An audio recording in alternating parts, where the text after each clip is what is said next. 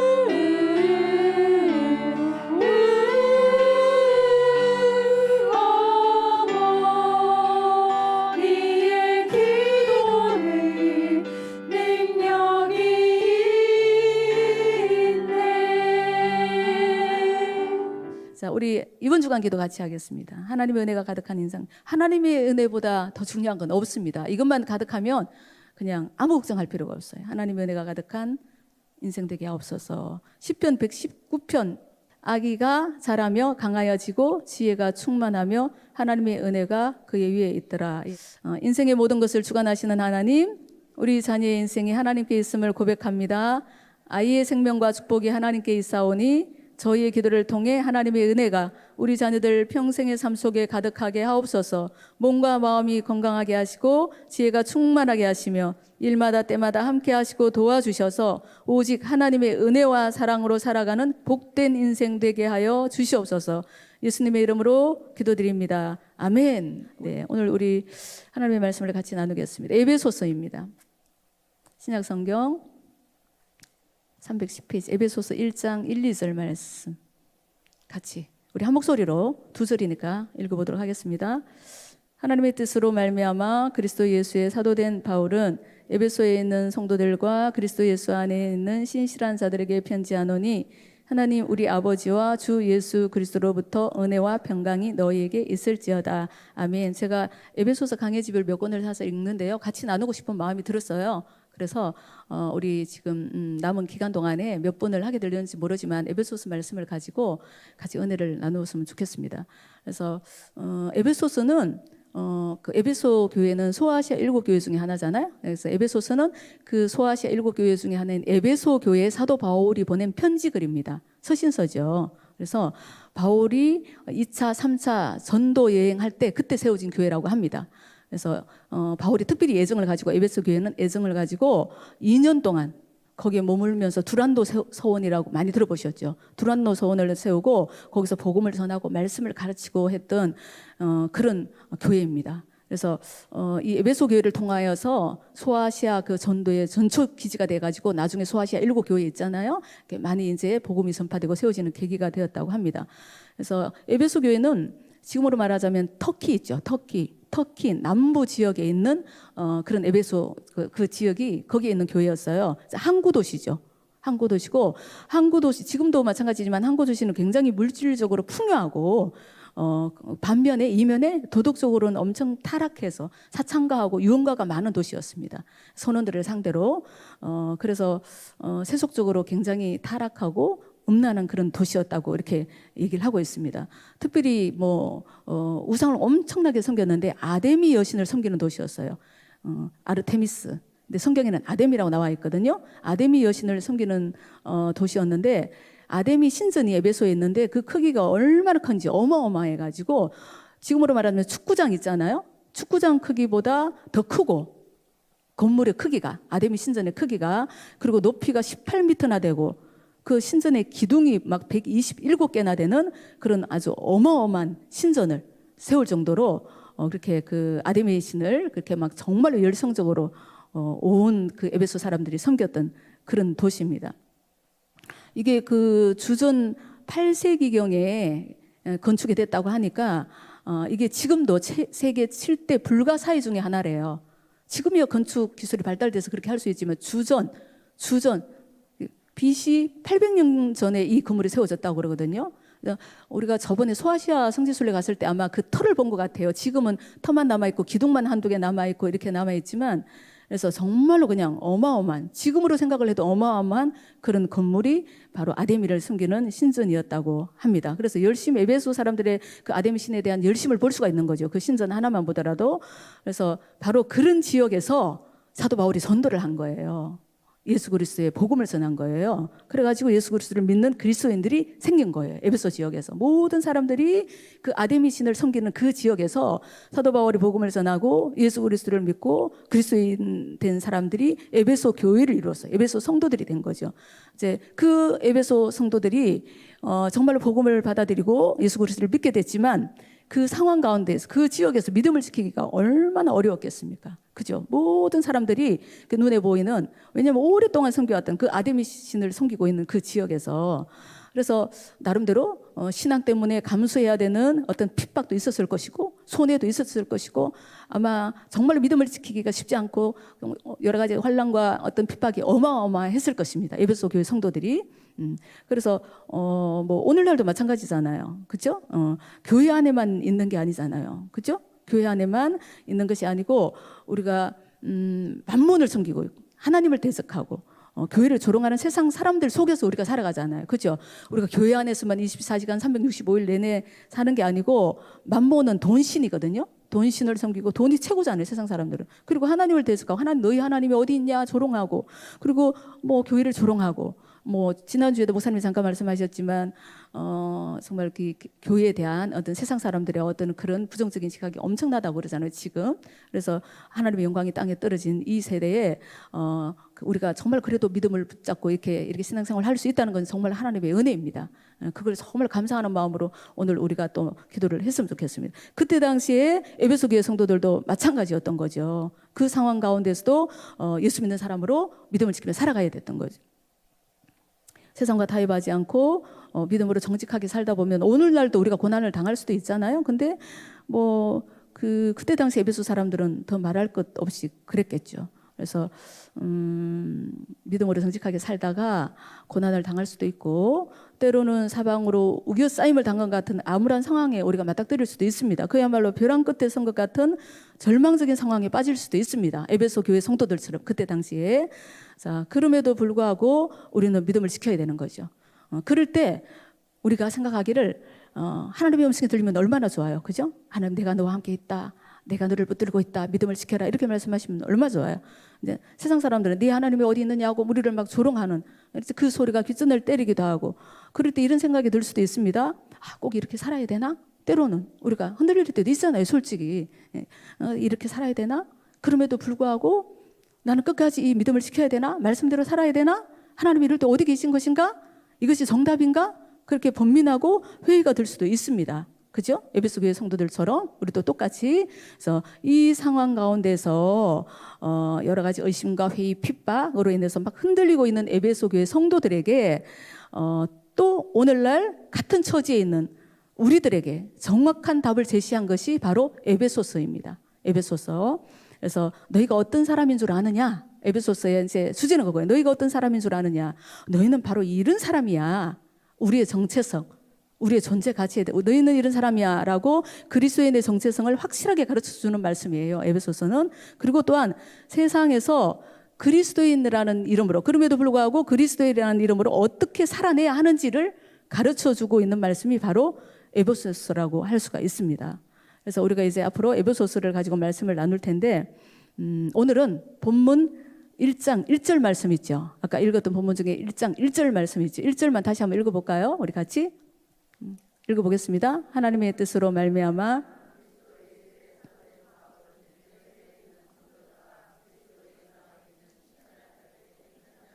네, 맨 처음에 나오는 게 뭐예요? 하나님의 뜻이죠. 하나님의 뜻으로 말미암아 그리스도 예수의 사도된 바울은 나 바울은 하고 바로 들어간 게 아니고 그 앞에 수식하는 내용이 굉장히 많잖아요. 하나님의 뜻으로 말미암아 예수 그리스도의 사도가 된 나 바울은 이렇게 되는 거예요. 그래서 오늘은 이 하나님의 뜻 본문 1장 1절 서두에 나오는 하나님의 뜻이라는 주제로 함께 말씀을 나눠보도록 하겠습니다. 하나님의 뜻은 정말 소중하잖아요. 그죠? 우리가 하나님의 뜻대로 살기를 원하고 하나님의 뜻이 있어서 오늘도 우리가 이 자리에 나온 거 아닙니까? 그래서 그 하나님의 뜻에 대해서 말씀을 통해서 한번 은혜를 나누도록 하겠습니다. 편지글은 이렇게 시작됩니다. 자, 하나님의 뜻으로 말미암아 우리가 금방 읽었던 것처럼 그리스도 예수의 사도된 바울은 이렇게 시작이 되잖아요. 편지글, 이 편지글이거든요. 서신서잖아요. 그래서 근데 보통 우리가 편지 쓸 때는 우리는 편지 쓸 때 제일 먼저 뭘 쓰나요? 받는 사람을 먼저 쓰잖아요. 엄마에게, 뭐 사랑하는 아빠에게, 그죠? 수신자를 먼저 쓰잖아요. 그죠? 그렇게 하는데 이 지금 오늘 읽었던 이게 서신서인데 보면은 헬라 문화권에서는 편지를 쓸 때 발신자를 제일 앞에 쓴대요. 발신자를. 그래서 여기도 보면은 나 바울이 보내는 편지다 이렇게 발신자가 먼저 나와 있잖아요. 모든 서신서를 에베소서나 다른 모든 그 외의 서신서를 읽어보면 항상 서두에 바울이라는 이름이 먼저 나옵니다. 그래서 바울이 이 서신서를 교회에 사랑하는 성도들에게 보낸다는 내용이 먼저 나오게 되는 거죠. 그래서 오늘도 그렇게 시작을 합니다. 나 바울이 보내는 편지입니다. 그렇게 할 때 그 전에 하나님의 뜻으로 말미암아 그리스도 예수의 사도가 된 나 바울 이렇게 자기를 설명하고 있는 거예요. 그래서 바울한테 가장 중요한 것은 뭐냐면은 하나님의 뜻이었어요. 하나님의 뜻. 바울한테 가장 중요한 건 하나님의 뜻이었어요. 바울이 예수 그리스도의 사도가 된 것은 하나님의 뜻이다. 그걸 분명하게 지금 에베소 교회 성도들한테 얘기하는 내 뜻으로 그 바울이 사도가 된 것이 아니고 하나님의 뜻으로 말미암아 내가 복음을 전하는 사도가 되었다. 하나님의 뜻으로 말미암아 내가 이렇게 세워졌다. 그 얘기를 하고 있는 거죠. 그것을 분명하게 고백합니다. 그래서 자기는 하나님의 뜻으로 말미암는 인생을 살아간다는 거죠. 다메섹 도상에서 예수님을 만난 이후부터 내 인생은 내 것이 아니다. 하나님이 내 인생의 주인이시다. 그래서 나는 범사에 하나님의 뜻이 먼저다라는 고백이 이 말씀에 담겨 있다는 거죠. 나는 하나님의 뜻이 먼저다. 하나님이 나를 부르셨다. 그래서 하나님의 뜻 이것을 먼저 에베소 교회 성도들한테 내가 너희들에게 편지하고 내가 너희들을 권면하고 믿음으로 세우기를 원한 것은 내 뜻이 아니고 하나님의 뜻이다. 이것을 먼저 결론을 짓고 에베소서를 시작하고 있습니다. 여러분 하나님의 뜻 정말 중요하죠. 그렇죠? 정말 중요합니다. 우리가 하나님의 뜻을 구하잖아요. 기도할 때마다 하나님의 뜻이 어디 있는지 무슨 사건이 있을 때마다 무슨 문제가 있을 때마다 이 가운데 하나님의 뜻이 어디 있는지 묻자. 그렇죠? 그래서 사도 바울도 하나님의 뜻을 가장 소중하게 생각을 했습니다. 자, 그러면 우리는 어떨 때 하나님의 뜻을 찾습니까? 우리 자신을 한번 돌아봤으면 좋겠어요. 이제 먹든지 마시든지 다 하나님의 영광을 위해서 하라고 하나님이 말씀하셨거든요. 근데 그러면 우리가 살아가는 하루하루 사소한 모든 일상 속에서 하나님의 뜻을 찾고 있습니까? 하나님 오늘 옷은 무엇을 입을까요? 하나님 오늘은 점심을 뭐 먹을까요? 하나님 오늘은 누구를 만날까요? 물어보시나요? 가끔씩 물어볼 때도 있죠. 저도 아침에 막 바쁘게 출근 준비하면서 막 화장을 하면서 우리는 멀티가 돼야 되잖아요. 뭐 다 하고 그 다음 거 생각하면 늦잖아요. 빠른 시간 안에 빨리 출근해야 되니까 화장을 하면서 하나님 오늘 무슨 옷을 입을까 이렇게 할 때도 있어요.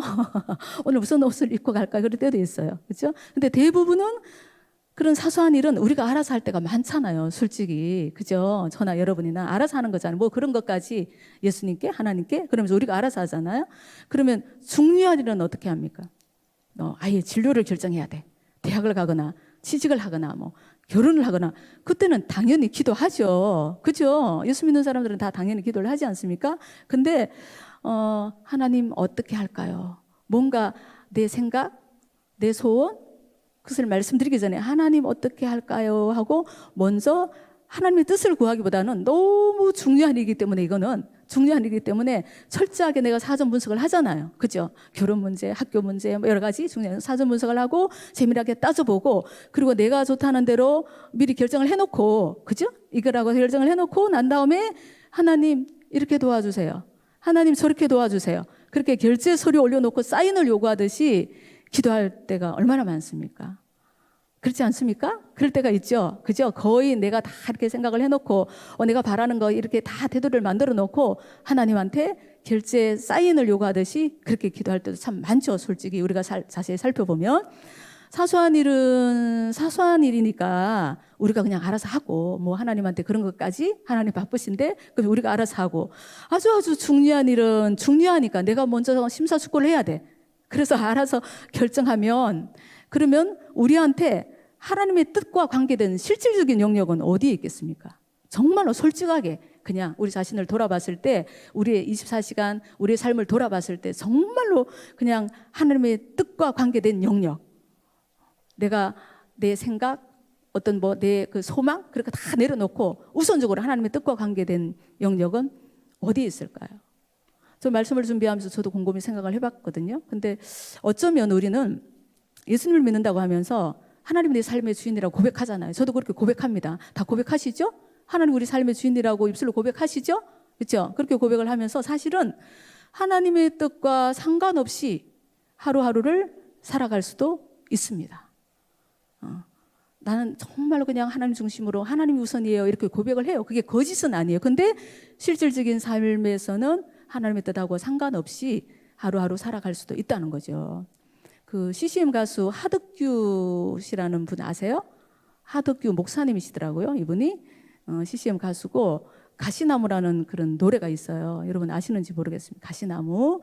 그래서 내 속에 내가 너무 많아 당신이 쉴 곳 없네 이런 복음송가가 있습니다. 내 속에 내가 너무도 많아 당신이 쉴 곳 없네 막 이런 내용이에요. 그래서 그런 구절이 있거든요.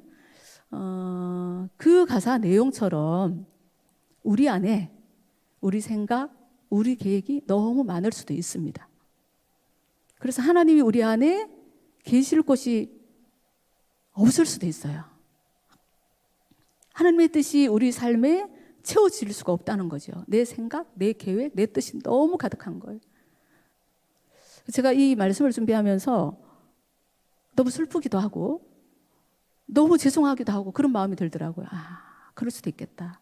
그럴 수도 있겠다. 하나님의 뜻이 먼저입니다. 이렇게 입술로 고백하고 살아가지만 때때로 매 순간순간 뭔가를 결정하고 이렇게 할 때마다 내 생각이 우선이고 내 결정이 우선이 될 때가 얼마나 많은가. 내 속에 내가 너무 많은 거예요. 내 속에 내가 너무 많아서 우리 하나님이 우리 안에 주도적으로 뭔가를 결정하실 수 있는 자리가 없다는 거죠. 하나님의 뜻이 우리의 삶에 채워질 수가 없다는 거예요. 여러분 그 미국에 한 60년 전만 해도 미국이 지금은 많이 좋아졌고 그렇게 그런 일들이 두드러지게 없지만 흑백 인종차별이 엄청나게 심했습니다. 그래서 지금도 조금은 보수적인 어떤 지역에서는 그런 일이 있다고 하는데요. 60년 전만 하더라도 흑인들이 가는 식당이 따로 있고 백인들이 가는 식당이 따로 있고 학교도 흑인들이 다니는 학교가 따로 있고 그 정도로 그렇게 차별이 굉장히 심했습니다. 그래서 하여튼 그때 당시에 정말로 신실한 크리스찬 남부 지역에 사는 크리스찬이 워싱턴에 볼 일이 있어서 간 거예요. 이제 볼 일을 보고 이제 주일이 되었어요. 주일이 되어서 예배를 드려야 되잖아요. 근데 보이는 앞에 이제 교회 건물이 있으니까 예배를 드리고 성경책을 가지고 이제 예배를 드리러 간 거예요. 우리 흑인 크리스찬이 예배를 드리러 갔는데 이제 예배 앞에 저 예배당 앞에 안내하는 사람이 있었는데 일단 이렇게 딱 스탑 시키는 거예요. 그래서 저 예배 드리고 왔다고 예수 믿는 사람이라고 주일날 예배 드리러 왔다고 그러니까 못 들어간다는 거예요. 그래서 여기는 백인들만 예배 드리는 곳이다. 그러면서 못 들어가게 막아버린 거예요. 교회예요, 교회. 그때 당시에 상점이나 다른 데는 식당에는 흑인들이 못 들어오게 하는 곳도 있었지만 여기는 하나님께 예배드리는 교회였거든요. 그래서 아무런 생각 없이 이제 교회 들어갔는데 안내하는 백인 성도가 못 들어가게 한 거예요. 여기는 백인들만 예배드리는 곳이다. 그러면서 그래도 막 이제 설명을 이렇게 했죠. 저 이렇게 정말 예수 그리스도를 믿는 사람이고 하나님께 남부에 살다가 볼 일이 있어 왔는데 주일날 예배드리고 싶어서 왔다. 그랬더니 안 들어가지. 여기는 못 드린다고. 그래서 들어가서 문을 잠궈버린 거예요.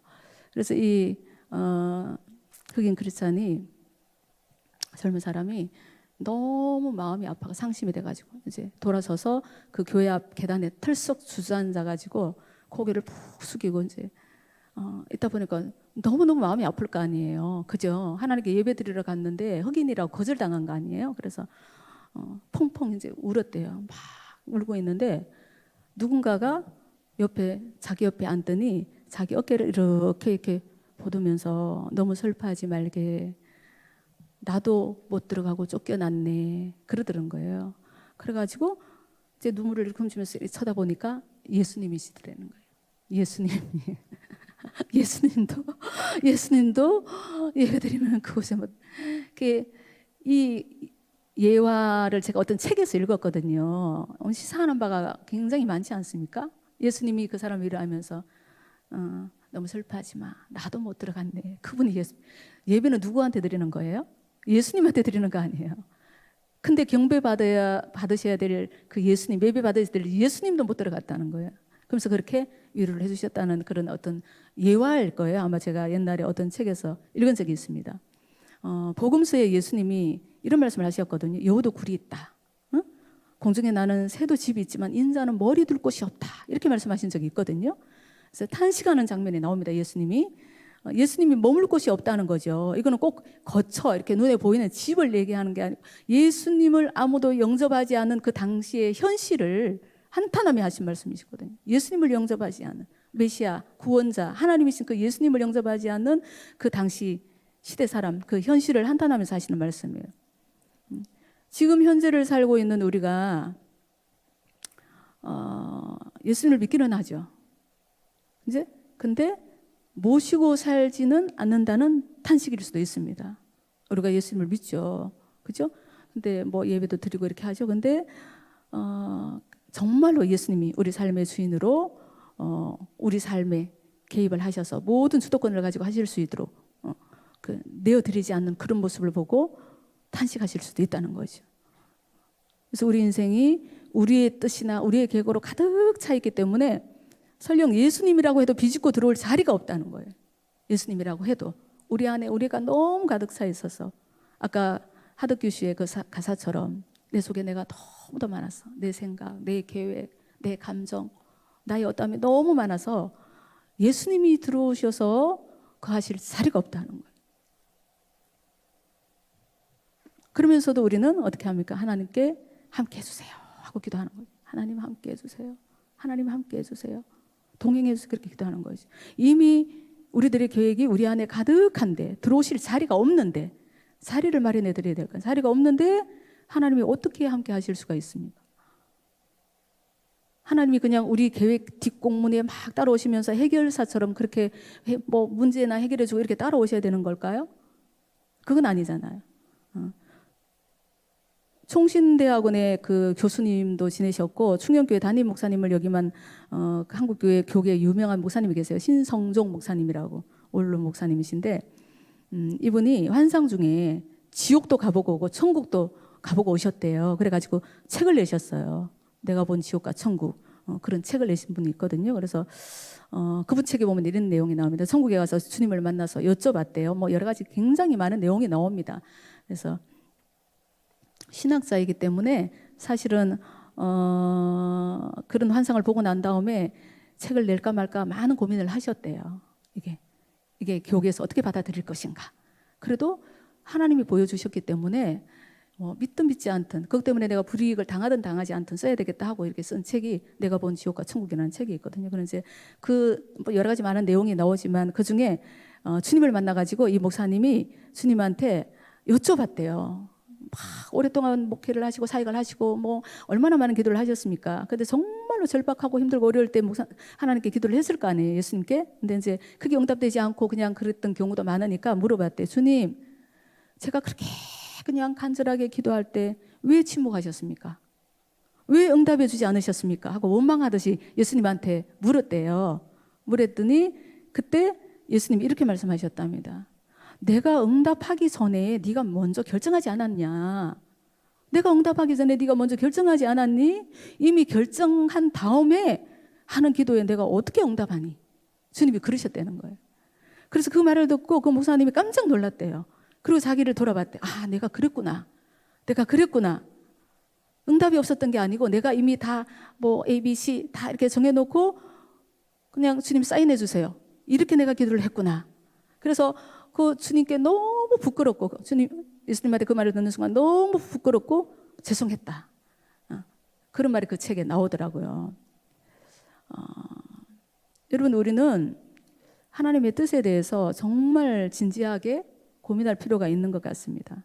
자칫하면 내 뜻을 하나님 앞에 줄줄이 늘어놓으면서 기도하고 하나님의 결제를 요청하는 것이 기도생활, 신앙생활인 줄 알고 착각할 수도 있습니다. 우리가 신앙생활을 하고 기도생활을 할 때 내 뜻, 내가 하고 싶은 거, 내가 이미 세운 계획을 줄줄이 늘어놓고 기도하면서 하나님 결제해 주세요. 하나님이 해결해 주세요. 이렇게 요청하는 것이 기도생활이고 신앙생활인 줄 알고 착각할 수도 있습니다. 여러분 신앙생활은 주님과 동행하는 거라고 그랬잖아요. 신앙생활은 동행입니다. 주님과 동행하는 건데 주님 저와 동행해 주시옵소서. 그런 기도 하죠. 저도 날마다 합니다. 새벽마다 하나님 오늘도 저와 예수님 저와 동행해 주세요. 그런 기도를 하거든요. 그런 기도를 얼마나 많이 하면 간절한 마음의 소원이잖아요. 주님과 동행하고 싶으시잖아요. 그렇죠? 모든 그리스도인들은 주님과 동행하고 싶죠. 네, 간절한 마음의 소원인데 그러면 그 동행이 뭘까요? 어떤 목적지를 향해서 함께 나란히 서서 길을 걸어가고 있는 거잖아요. 그러면은 같이 둘이서 동행을 하면 사소한 일이든 중요한 일이든 서로 의논하며 가야 되지 않습니까? 이건 이렇고 저건 이렇고 이러면서 서로 의논하고 이게 어떨까요? 저게 의논하며 가는 게 당연하지 않습니까? 근데 두 사람이 동행하고 있는데 같이 가고 있는데 그 존재를 인정하지 않고 투명 인간 취급을 하고 혼자서 모든 것을 결정하고 간다면 같이 동행하고 있는 사람의 인격을 무시하는 거죠. 그죠? 그리고 입장 바꿔놓고 한번 생각을 해보십시다. 우리가 만약 그런 경우를 당했다. 누구랑 길을 걸어가고 있는데 정말 그냥 나를 그냥 그냥 자기 혼자 결정하고 자기 혼자 생각하고 그냥 그렇게 해. 그러면은 마음이 어떨 것 같습니까? 당장 결별하지 않겠어요? 나는 나, 너는 너. 각자 자기 길을 가자. 그러지 않겠어요? 자, 어쩌면은 저도 말씀을 준비하면서 제 삶을 많이 돌이켜봤습니다. 어쩌면은 우리가 우리도 모르게 때때로 이렇게 살아왔는지도 모르겠다. 그런 생각이 들어요. 저는 아니에요. 라고 자신 있게 말할 사람이 솔직히 여기 누가 있겠습니까? 그죠? 다 돌이켜보니까 그래 내가 주님한테 그랬을 수도 있겠다. 이런 마음이 들잖아요. 이제 그럼에도 불구하고 감사한 것은 오늘 이 자리에 오기까지 그런 우리를 끝까지 참아주셨다는 거예요. 용납해 주셨고 그리고 사랑해 주셨습니다. 그죠? 그게 감사한 거죠. 나는 그렇게 했는데 네가 그렇게 하니까 나도 이렇게 할 거야. 그렇게 버리지 아니하시고 끝까지 우리를 참아주시고 용납해 주시고 사랑해 주셨습니다. 그래서 이제 더 이상 우리 주님의 마음을 아프게 하지 말았으면 좋겠습니다. 제가 말씀을 주면 하나님 제가 알든 모르든 이제 더 이상 여기까지 속합니다. 주님의 마음을 아프지 않게 해주세요. 아프지 않게 그렇게 할 수 있도록 저를 도와주세요. 그런 기도를 했거든요. 사도 바울처럼 범사에 하나님의 뜻을 먼저 구하는 우리가 되었으면 좋겠습니다. 오늘 읽었던 본문에 그렇잖아요. 하나님의 뜻 제일 먼저 나오잖아요. 사도 바울이. 그죠? 하나님의 뜻으로 말미암아 그리스도 예수에서 내가 그리스도 예수의 사도가 된 것은 하나님의 뜻이다. 그렇게 얘기를 하고 있잖아요. 하나님의 뜻이다. 그러면서 에베소 교회 성도들에게 얘기를 하는 거죠. 여러분 우리도 그랬으면 좋겠습니다. 그래서 주님께 물어본다는 것은 주님을 내 삶의 주인으로 인정한다는 거거든요. 작은 일이든 큰 일이든 주님께 먼저 물어보고 결정한다는 것은 주님이 내 삶의 주인님입니다. 그러니까 주님께 물어보는 거죠. 그죠? 주님은 우리의 왕이시잖아요. 그죠? 우리의 주인이시잖아요. 그 주님께 물어보는 것입니다. 하나님 어떻게 할까요? 그렇게 물어보고 기도한다고 사실은 즉각 이렇게 저렇게 바로 응답을 해주시거나 확신을 주시지 않을 수도 있습니다. 솔직히 안 그럴 때가 훨씬 더 많죠. 그죠? 여러분은 다 물어볼 때마다 예수님이 즉각 답변을 해주시나요? 그렇지 않을 때가 침묵하실 때가 훨씬 더 많습니다. 그렇지만 하나님 어떻게 할까요? 이것이 하나님의 뜻입니까? 라고 진실한 마음으로 기도하고 뭔가를 결정하는가 하고 내가 먼저 결정하고 사후에 보고하는 것. 하나님 저 이렇게 하려고 합니다. 하나님 도와주세요. 이렇게 사후에 보고하는 것과는 천지 차이인 거죠. 하나님의 뜻으로 우리는 하나님의 자녀가 되었습니다. 그렇죠? 하나님의 뜻으로 말미암아 우리는 하나님의 자녀가 되었습니다. 그리고 하나님의 뜻으로 말미암아 우리는 우리 성만교회 지체가 된 줄로 믿습니다. 그리고 하나님의 뜻으로 우리는 우리 부모를 만났고 우리 형제를 만났고 우리 남편을 만났고 우리 자녀들을 만났고 가정을 이루었습니다. 그 모든 것이 하나님의 뜻입니다. 그러면 그 모든 것이 감사하고 은혜인 줄로 믿습니다. 자, 우리 그런 믿음으로 그런 마음으로 우리 교회와 우리 가정과 우리 자녀들을 하나님의 뜻대로 잘 섬기고 세우는 멋진 그리스도인 어머니가 되기를 원합니다. 그 믿음으로 오늘도 우리가 우리 나라와 교회와 우리 가정과 자녀들을 축복하며 기도할 텐데요. 우리 가정, 우리 자녀를 향한 하나님 뜻이 어디 있는지 그것을 먼저 구하며 기도하는 우리가 되기를 원합니다. 네, 오늘 말씀 정리하겠습니다. 에베소서를 기록하면서 사도 바울은 하나님의 뜻을 제일 먼저 생각했어요. 하나님의 뜻인가 아닌가? 나의 사도된 것은 하나님의 뜻이다. 하나님의 뜻이다. 여러분 그렇게 믿으시죠? 네, 그런 믿음으로 우리 잘 버티고 잘 이겨내고 이렇게 하나님의 뜻을 쫓아가는 우리가 됐으면 좋겠습니다. 기도하겠습니다.